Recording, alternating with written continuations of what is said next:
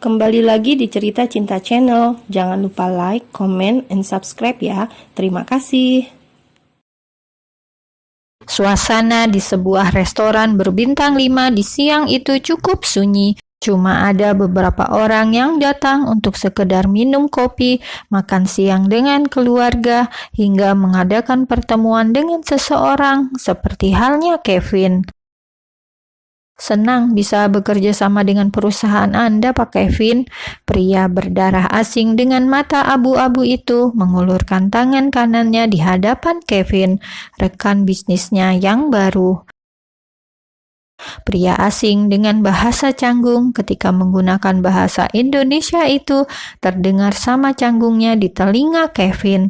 Namun itu semua bukan masalah besar bagi mereka berdua, karena siang ini kerjasama di antara mereka resmi terjalin.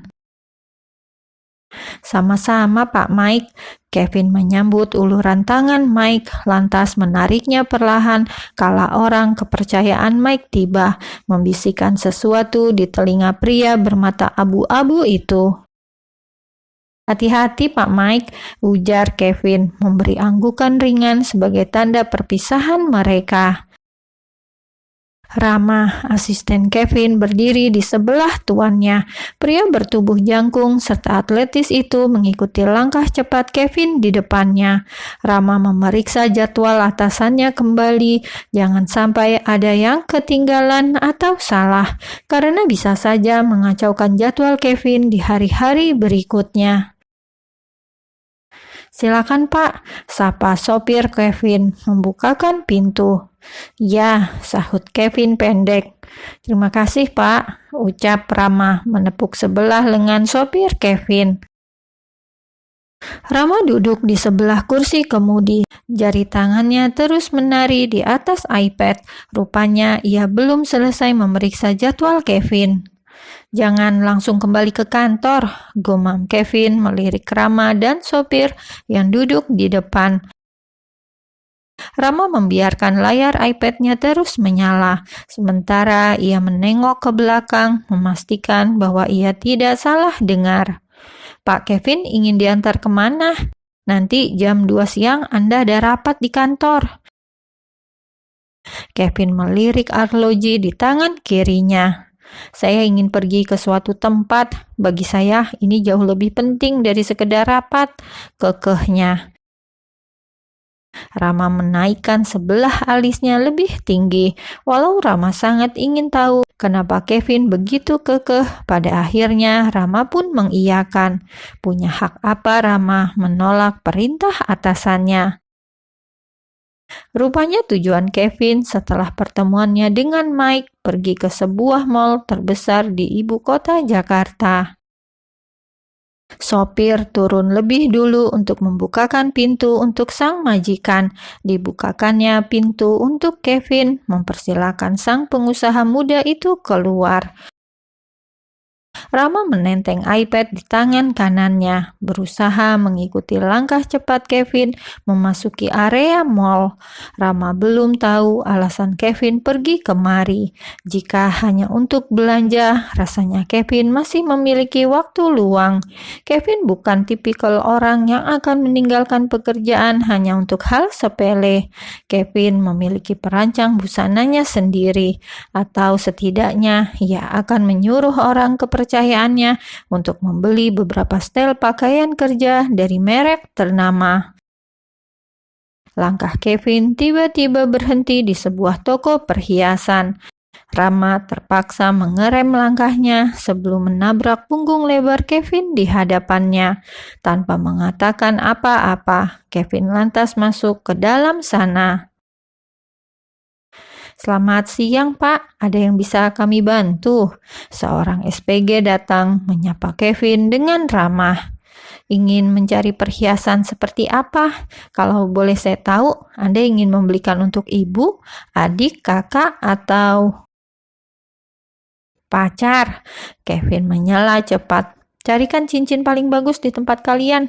Saya tidak masalah dengan harganya," kata Kevin to the point. "Pacar," gumam Rama setengah melongo. Rama lantas memberanikan diri mendekati atasannya. "Pak Kevin ingin melamar Bu Lucy?" tanya Rama penasaran. Tanpa perasaan ragu, Kevin mengangguk. "Ya, malam ini." "Hah? Kenapa mendadak sekali, Pak?" komentar Rama. Kevin menengok pada Rama. "Apanya yang mendadak? Saya sudah merencanakan hal ini dari jauh-jauh hari, tapi baru direalisasikan sekarang. Saya dan Lucy sudah lama berpacaran, jadi saya rasa ini tidak bisa dibilang mendadak." Anda benar juga, Pak." Rama manggut-manggut. "Anda butuh bantuan, Pak? Saya bisa." "Tidak, saya sudah mempersiapkan semuanya." Kevin tersenyum kecil. "Saya ingin kejutan ini benar-benar dilakukan dengan tangan saya sendiri." Rama perlu memberi tepuk tangan paling meriah untuk atasannya ini. Betapa Kevin mencintai kekasihnya itu. Walau Rama tidak terlalu tahu banyak tentang asmara sang atasan, tapi Rama tahu betapa pentingnya Lucy bagi hidup Kevin. "Saya hanya bisa ucapkan selamat, Pak. Semoga lamaran Pak Kevin diterima oleh Bu Lucy," ucap Rama. "Tentu, Lucy tidak mungkin menolak lamaran saya," sahut Kevin penuh percaya diri. Tubuh semampai Lucy dibalut dengan gaun hitam tanpa lengan. Kulit seputih susunya tampak bersinar, membuat siapapun yang berpapasan dengan Lucy akan berdecak kagum. Selain dikaruniai wajah yang cantik, proporsi yang sering diidam-idamkan banyak kaum hawa, profesi Lucy juga cukup mentereng dengan menjadi seorang fashion designer populer. Serangkaian karya yang dilahirkan Lucy banyak dikenakan oleh artis ternama, mulai dari artis di negara sendiri hingga sampai ke luar negeri. Pasangan itu tampaknya sangat bahagia sekali. Sepanjang mereka makan malam romantis, Lucy dan Kevin banyak bicara dan tertawa. "Ada hal yang ingin aku sampaikan sama kamu, Vin." Lucy menarik tangannya dari genggaman tangan Kevin. "Aku juga," sahut Kevin masih mengembangkan senyum. Sebelum Lucy mengungkapkan berita bahagianya kepada Kevin, pria itu tahu-tahu beranjak dari tempat duduknya. Ia merogoh saku jasnya, lalu mengeluarkan sebuah kotak bludru warna merah. Lucy termenung. Ia membatu di tempatnya duduk. Tiba-tiba beberapa orang masuk membawa biola, memainkan musik romantis sebagai pengiring di saat Kevin berlutut di hadapannya. Secara otomatis, Lucy mendorong kursinya ke belakang, lalu ikut beranjak. Lucy akui ia terkejut. Tapi daripada senang Kevin menyodorkan sebuah cincin berlian di hadapannya, Lucy lebih terkejut karena Kevin melamar dirinya di saat yang tidak tepat. "Aku tidak mau buang-buang waktu lagi. Malam ini aku ingin melamar dirimu, Lucy. Maukah kamu menjadi istriku?" Kevin mengangkat cincin di hadapan Lucy.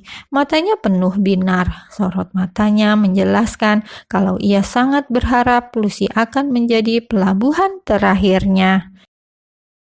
Namun, terkadang Kevin lupa jika realita sering tidak sejalan dengan ekspektasi. Berharap ia mendengar Lucy berkata, "Ya, aku mau." Kevin justru mendengar jawaban yang sebaliknya. "Maaf, Vin, aku belum siap untuk menikah." Air muka Kevin berubah. Musik mendadak diberhentikan. "Aku mendapatkan kesempatan memamerkan karyaku di gelaran bergengsi Paris Fashion Week. Untuk sementara waktu, aku akan menetap di sana." Walau berat, Lucy tetap menyampaikan. Kevin menggeleng. Ia menelan ludah kecewa. "Kamu lebih memilih pergi ke sana daripada berada di sini denganku, Lucy," desis Kevin. "Tidak, aku tidak akan mengizinkan kamu pergi." "Sekali lagi, maaf, Vin," Lucy menambahkan. Jika kamu tidak memberiku izin atau tidak bisa mendukungku, maka aku putuskan untuk berpisah darimu. Suasana romantis serta hangat di ruangan itu mendadak berubah sunyi, canggung, ditambah lagi jawaban Lucy yang benar-benar membuat suasana hati Kevin berubah buruk. Tanpa perasaan, tanpa memikirkan posisi Kevin, dengan seenaknya Lucy meninggalkan restoran tempat mereka makan malam romantis.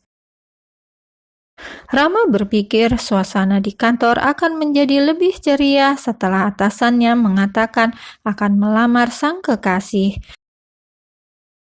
Bukankah di saat seseorang tengah berbahagia, orang itu akan menularkan kebahagiaannya kepada orang-orang terdekatnya? Begitupun dengan Kevin. Rama sudah membayangkan bahwa pekerjaannya hari ini jauh lebih ringan.